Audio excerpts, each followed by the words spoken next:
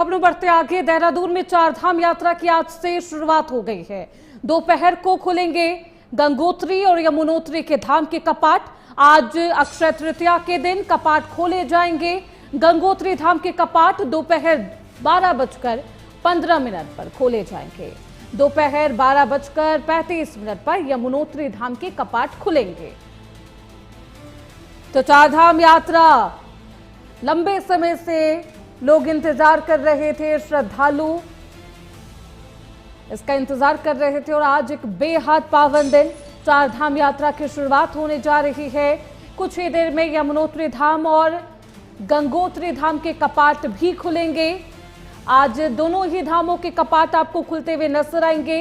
हालांकि चार धाम यात्रा को लेकर मुख्यमंत्री पुष्कर सिंह धामी ने तमाम दिशा निर्देश अधिकारियों को दिए हैं, आपदा विभाग को दिए गए हैं। आपदा प्रबंधन की तरफ से व्यवस्थाएं बेहद पुख्ता की गई है। 7,000 से अधिक पुलिसकर्मियों की तैनाती रहेगी। एनडीआरएफ, एसडीआरएफ की टीम हाई अलर्ट पर रहेगी। रेस्क्यू के लिए लगातार टीमों को तत्परता के साथ तैयार किया गया है। आज अक्षय तृतीया के दिन कपाट खोले जाएंगे। 12:15 पर गंगोत्री धाम के कपाट खुलेंगे और यमुनोत्री धाम के कपाट 12:35 पर यमुनोत्री धाम के कपाट खोले जाएंगे। तो मात्र कुछ ही घंटे में दोनों ही धाम के कपाट खुल जाएंगे। और देखिए, लोगों में काफी उत्साह है। जो श्रद्धालु आए हैं उनमें काफी उत्साह, भारी संख्या में श्रद्धालु के पहुंचने की उम्मीद जताई जा रही है। ऐसे में तमाम तैयारियां की गई है। तस्वीरें आपको दिखा रहे हैं। मई के महीने में केदारनाथ धाम के कपाट खोले जाएंगे। तो चार धाम यात्रा की आज से शुरुआत हो गई है। अक्षय तृतीया का ये बेहद पावन अवसर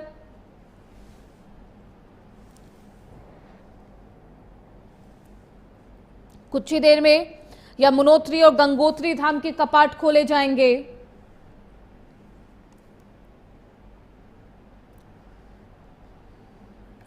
आपको बता दें, चार धाम यात्रा को लेकर सुरक्षा के बेहद सख्त इंतजाम किए गए हैं। स्वास्थ्य व्यवस्थाओं को दुरुस्त किया गया है। रहने, ठहरने और खाने पीने की तमाम व्यवस्थाएं हैं। तो दोपहर 12:35 पर यमुनोत्री धाम के कपाट खोले जाएंगे। गंगोत्री धाम के कपाट भी आज खुलने हैं। 12:15 पर गंगोत्री धाम के कपाट खुलेंगे।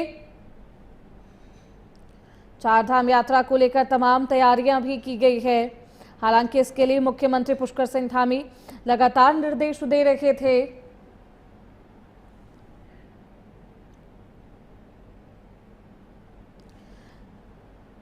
जो श्रद्धालु यात्रा पर पहुंच रहे हैं उनके लिए बेहद खास नियम भी है।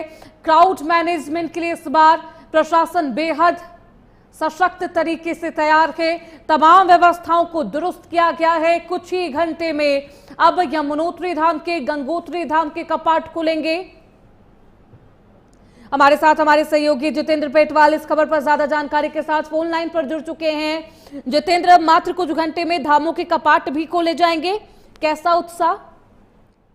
देखिए, उत्तराखंड के लिहाज से आज एक ऐतिहासिक दिन है और आज से विश्व प्रसिद्ध चारों धामों में से दो धामों के कपाट कुछ ही देर में खुलने जा रहे हैं। तो उत्तराखंड के साथ साथ पूरे देशवासियों के लिए भी ये एक गौरवमयी क्षण है, भक्तिमय क्षण है और काफी लंबे समय से लोग इस बात का इंतजार करते हैं कि कब चारों धामों के कपाट खुलें और लोग इस पावन यात्रा में शरीक हो पाए।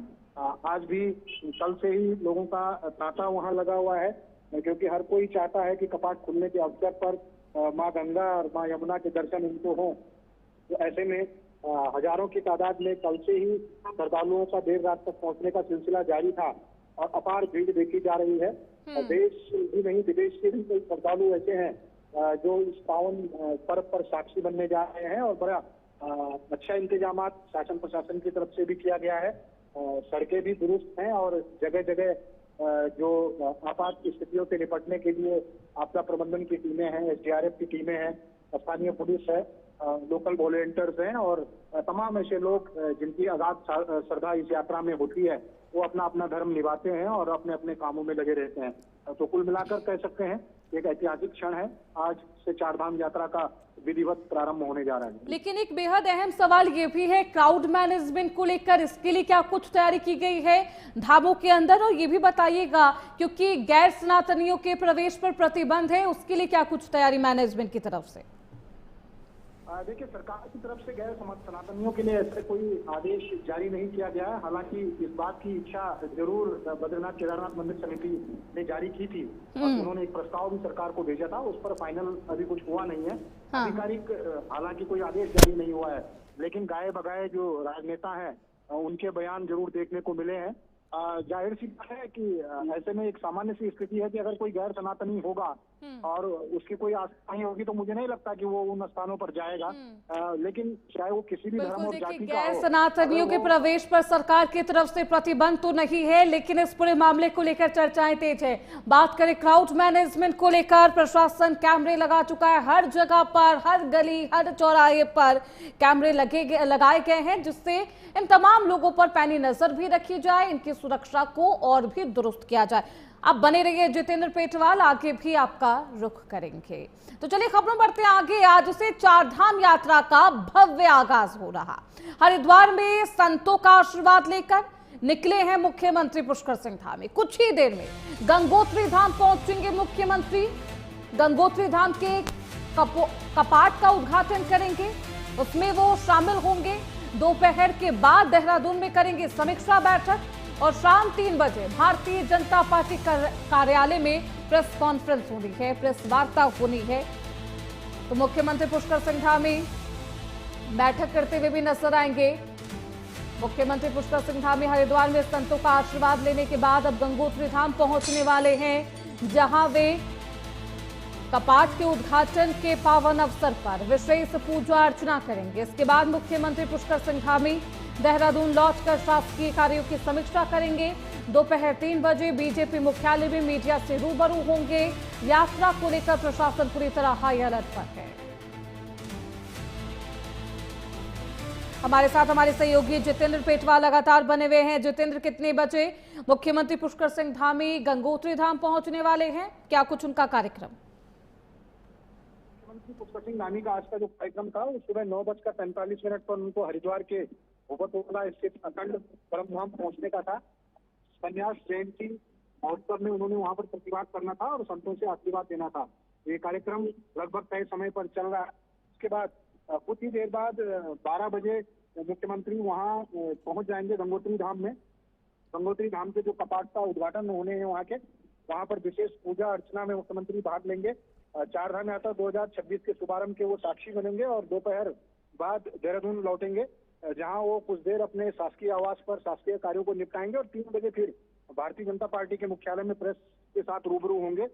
जैसे कि पूरे देश में आज जो बीजेपी शासित प्रदेश हैं उनके मुख्यमंत्री को निर्देश दिया गया है कि जो संसद में जो बिल पारित नहीं हो पाया महिला आरक्षण वाला, उस पर वो अपनी प्रतिक्रिया रखेंगे। तो उसी के मद्देनजर 3 बजे मुख्यमंत्री भी उत्तराखंड की जनता से रूबरू होंगे, पत्रकारों से रूबरू होंगे और अपना पक्ष उस पर रखेंगे। जी बिल्कुल, कुछ ही देर में मुख्यमंत्री पुष्कर सिंह धामी पहुंचेंगे गंगोत्री धाम। वहां पर कपाट उद्घाटन में वो शामिल होंगे, विधिवत तरीके से पूजा अर्चना करेंगे, उसके बाद देहरादून वापस लौट जाएंगे। बहुत बहुत शुक्रिया जितेंद्र पेटवाल आपका इन तमाम जानकारियों के लिए। चलिए खबरों बढ़ते आगे।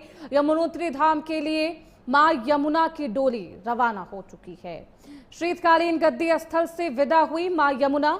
नम आंखों से गांव वालों ने अपनी आराध्य को विदाई दी है। जयकारों और ढोल से गूंजी है यमुना घाटी। तस्वीरें आपको दिखा रहे हैं। चारधाम का विधिवत शंखनाद हो गया है और विधिवत तरीके से ये तमाम जो डोली है वो चारधाम यात्रा के लिए प्रस्थान हो चुकी है। अक्षय तृतीया के अवसर पर मां यमुना की उत्सव डोली अपने शीतकालीन गद्दी स्थल खरशाली से यमुनोत्री धाम के लिए रवाना हुई है। ढोल की थाप पर और जयकारों के बीच गांव वालों ने नम आंखों से अपनी आराध्य देवी को विदा किया है। अब ग्रीष्मकाल के दौरान मां यमुना के दर्शन और पूजा यमुनोत्री धाम में ही संपन्न होंगे।